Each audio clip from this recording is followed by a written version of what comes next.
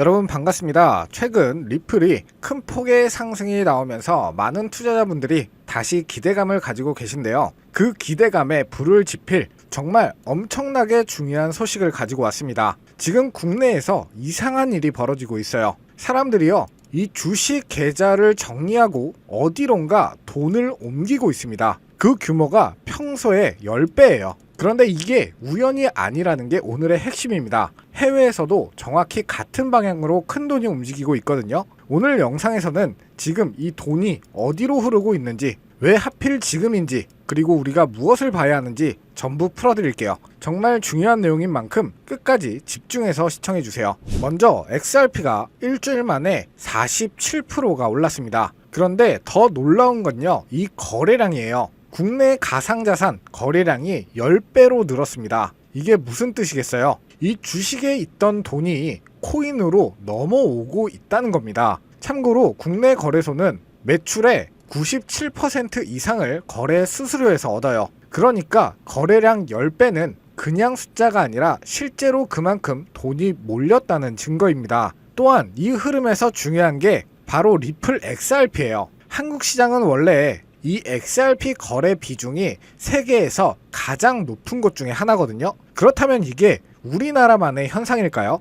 아닙니다. 해외에서는 더 큰 게 터졌어요. 이 내용에 따르면 이 XRP가요, 수개월간 이어진 조정 국면을 완전히 벗어났습니다. 기술적으로는 이 하락 쐐기형 패턴을 완성했다는 분석이 나오고 있어요. 그리고 상승의 결정적인 방아쇠가 뭐였냐면 바로 이 쇼키즈입니다. 입법 소식이 나오면서 전에 대형 지갑들이 먼저 XRP를 담고 있어요. 그 상태에서 떨어질 거라고 건 사람들이 잔뜩 쌓여 있었는데 이 가격이 오르다 보니까 이 사람들이 강제로 사게 된 거죠. 한마디로 미리 알고 담은 쪽이 승리를 한 거예요. 그리고 기간 자금도 확인이 됩니다. XRP 현물 ETF 누적 유입 금액이 15억 2천만 달러를 넘어섰고요. 순 자산은 약 10억 1천만 달러예요. 그럼 지금부터 어디까지 볼 수 있을까요? 자, 1.63달러와 1.85달러 구간까지는 상승이 충분히 나올 수 있고요. 이 구간에서 만약 저항이 걸린다면 조정이 나올 수도 있겠지만 이 구간을 돌파가 된다면 순수 2달러까지도 올라갈 수 있다고 전망하고 있습니다. 그렇다면 왜 하필 지금 이런 일이 벌어졌을까? 최근 이 리플 CEO 갈링하우스가 이렇게 말했습니다. 미국 암호화폐 규제 명확화가 눈앞에 왔다고요. 그리고 이 10년 사이에 많은 게 달라졌다고 했어요. 여기서 그가 강조한 건 태도 변화입니다. 예전에는 이 규제 당국이 업계를 단속했다면 지금은 같은 테이블에 앉아서 규칙을 만들고 있다는 거죠. 또한 이 상원이 법안 토론 종결 표결을 잡으면서 수개월간 멈춰있던 이 입법의 절차가 다시 움직이기 시작했습니다. 쉽게 말해서 멈춰있던 시계가 다시 돌기 시작한 겁니다. 그래서 지금 돈이 움직이는 거예요. 자, 또 하나 짚고 갈 게 하나 있는데요. 이 리플 프라임이 2억 7,500만 달러 규모의 선순위 무담보 채권을 발행을 마쳤어요. 주선사는 파이트 샌들러였고요. 그런데 이 내용에 중요한 대목이 있습니다. 이 채권의 신용도가 모회사 리플의 재무 지원 능력과 XRP 보유 자산에 상당 부분 기대고 있다는 평가가 됐다는 거예요. 무슨 뜻이겠어요? 이 XRP가 올라가면요, 리플의 담보 가치가 올라가고 그러면 더 싸게 많은 돈을 빌릴 수가 있겠죠. 자, 그러면 그 돈으로 사업을 키우면서 다시 한번 이 XRP의 수요가 늘어나요. 한마디로 회사와 코인 서로를 밀어 올리는 구조에 들어선 겁니다. 그래서 지금 국내에서도 해외에서도 돈이 같은 방향으로 움직이고 있습니다. 우연이 아니라 이유가 있는 흐름이죠. 그래서 저는 지금이 기회라고 생각하는데요. 왜냐하면 아직 법이 통과된 게 아니잖아요. 표결은 얼마 남지 않았고 지금 들어온 건 미리 움직이는 돈일 뿐이니까요. 진짜 물량은 확정된 다음에 들어오죠. 47%가 올랐다고 늦었다고 생각하지 마세요. 이 내용에 제시한 목표가는 1.85달러 그리고 2달러입니다. 아직 절반도 안 왔어요. 저는 이 구간에서 계속 개수를 늘리고 있습니다. 고점에 몰아 넣는 게 아니라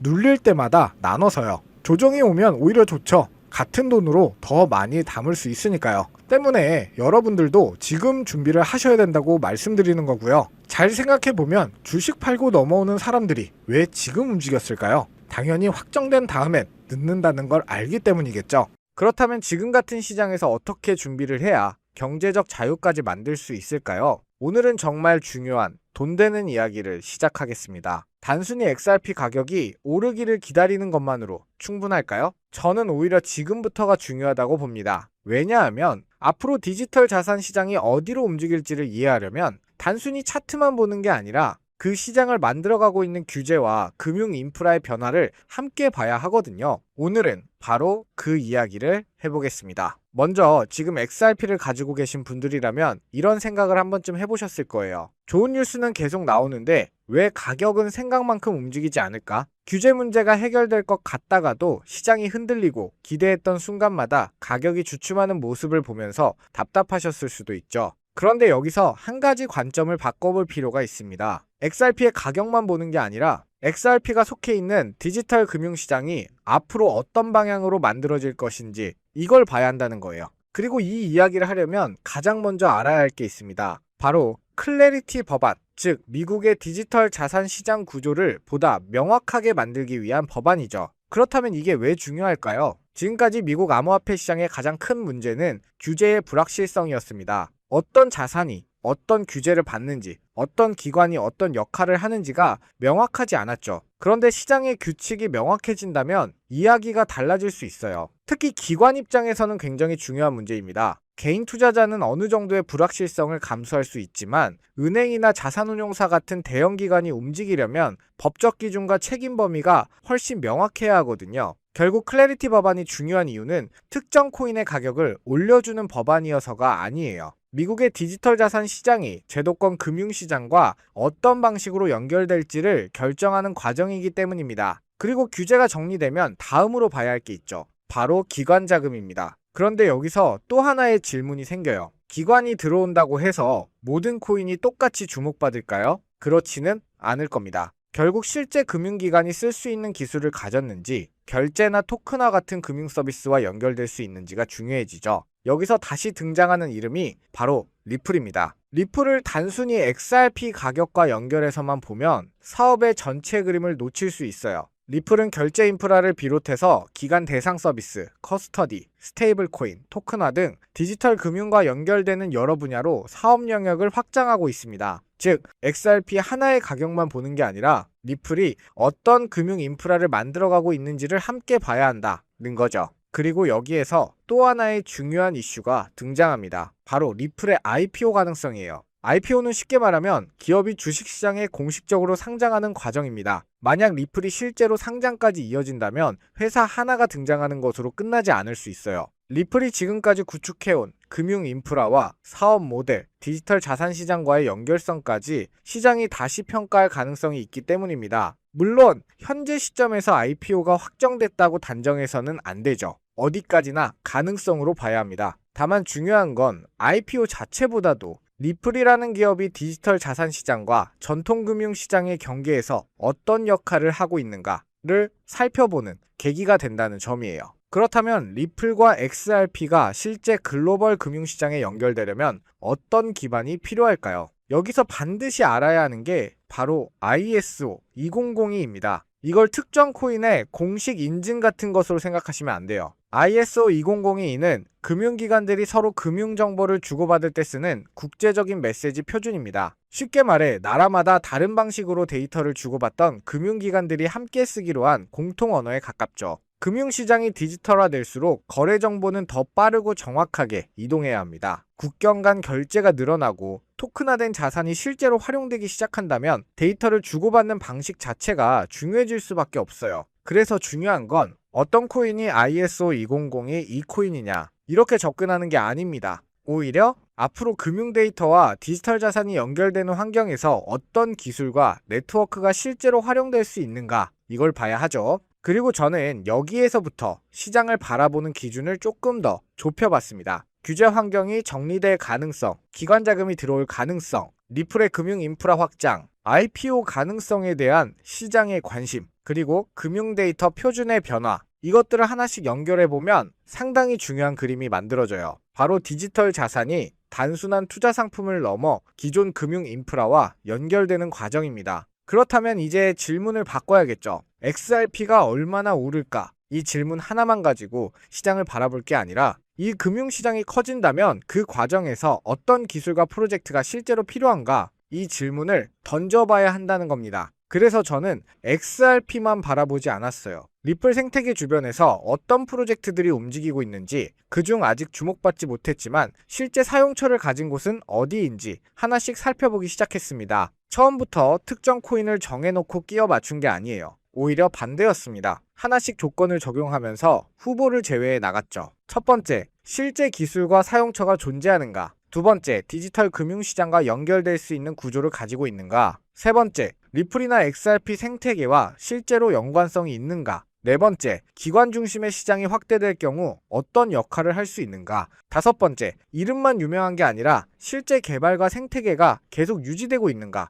여기서 굉장히 중요한 게 하나 있어요. 시가총액이 작다는 이유만으로 좋은 프로젝트라고 판단해서는 안 된다는 겁니다. 가격이 싸 보인다고 해서 저평가된 것도 아니죠. 오히려 작은 프로젝트일수록 유동성이 부족하거나 개발이 중단됐거나 실제 사용자가 없는 경우도 많습니다. 그래서 파트너십이 실제로 존재하는지, 개발은 계속되고 있는지, 토큰이 생태계에서 어떤 역할을 하는지, 그리고 온체인 데이터에서 의미 있는 움직임이 나타나는지까지 하나씩 확인했어요. 그렇게 후보를 줄여가다 보니 처음에는 꽤 많았던 프로젝트가 어느 순간 몇 개로 압축됐습니다. 그리고 그 가운데 유독 계속 눈에 들어오는 프로젝트가 하나 있었죠. 처음에는 저 역시 확신하지 못했습니다. 그래서 파트너십과 기술 구조, 토큰의 역할, 온체인 데이터까지 처음부터 다시 확인했어요. 왜냐하면 중요한 건 이 코인이 유명한가가 아니었거든요. 제가 알고 싶었던 건 단 하나였습니다. 앞으로 만들어질 디지털 금융 생태계 안에서 실제로 어떤 역할을 할 수 있는가? 그리고 바로 이 질문을 기준으로 계속 추적하다 보니 결국 하나의 프로젝트에 집중해서 살펴볼 필요가 있다는 결론에 도달했어요.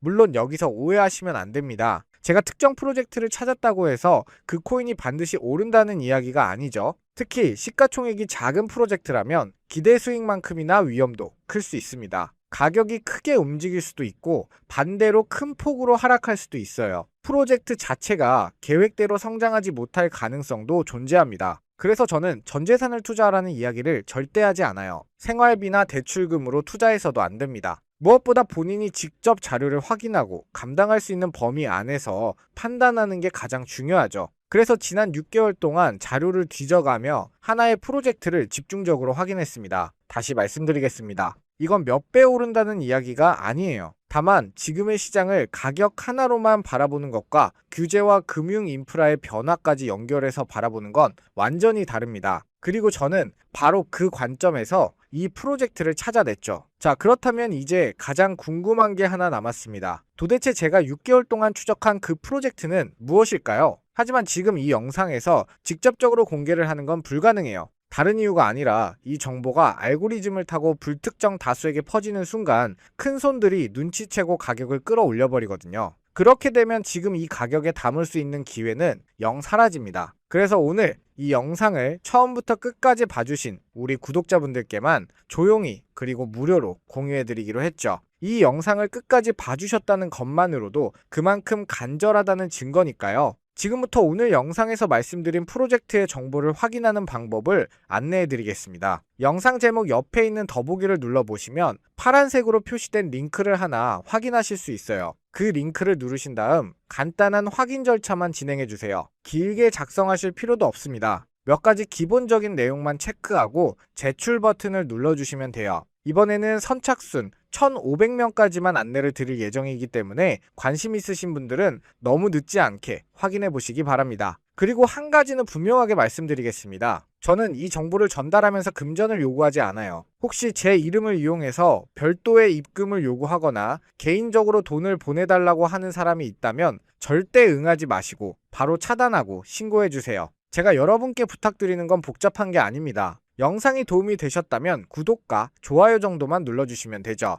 그리고 만약 오늘 말씀드린 정보가 실제로 여러분에게 좋은 결과로 이어진다면 그때는 큰 금액이 아니더라도 주변의 봉사단체나 도움이 필요한 곳에 일부를 나눠주시는 것도 좋을 것 같습니다. 좋은 정보가 좋은 영향으로 이어졌으면 하는 마음이에요. 자, 지금까지 말씀드린 내용을 한번 정리해 보겠습니다. 이번에 제가 준비한 건 단순히 종목 하나의 이름만 알려드린 내용이 아니죠. 앞으로 시장에서 주목받을 가능성이 있는 핵심 테마와 관련된 코인, 그리고 아직 많은 분들에게 알려지지 않은 초기 단계의 정보까지 함께 확인하실 수 있도록 준비했습니다. 물론 투자에는 항상 위험이 따라요. 그래서 무리해서 큰 돈을 넣으라는 이야기가 아닙니다. 처음 접하시는 분들이라면 정말 부담 없는 금액으로 시장을 공부한다는 생각으로 접근하시는 게 좋죠. 중요한 건 금액의 크기가 아니라 스스로 정보를 확인하고 판단하는 과정입니다. 작은 관심 하나가 새로운 기회를 발견하는 계기가 될 수도 있어요. 하지만 반대로 아무런 확인 없이 남들이 좋다고 한다는 이유만으로 따라가는 건 절대 권해드리지 않습니다. 제가 오늘 정보를 공유하는 이유도 여러분이 직접 확인하고 판단할 수 있는 자료를 드리기 위해서죠.